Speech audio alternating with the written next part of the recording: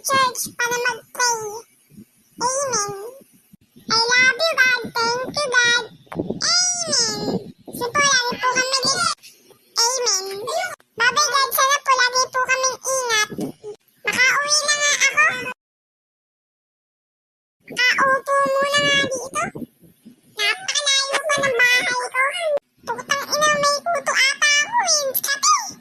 Makauwi na nga ako. Kati ng ulo ko. Pupunta ako sa banyo para maligo. Di pa kasi naliligo. Putang.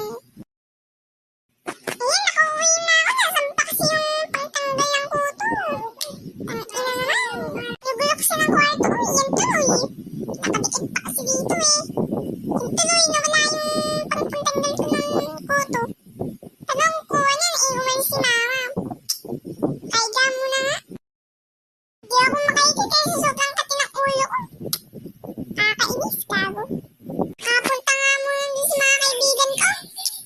Kakainis lang. Pamahawaan dyan ang gutong rep parang langgam. Gago kasi. Hindi pa kasi nahawa. Lakad na nga ako. Wala kasi wifi ngayon eh. Kakainis. Auntie, nasa inyong pinsan mong parang binubuli ako. Aanihin ko lang siya. Ganda, maghuhugas. Gusto mo, ikaw na maghuhugas para matapos pa makapaglaro kayo.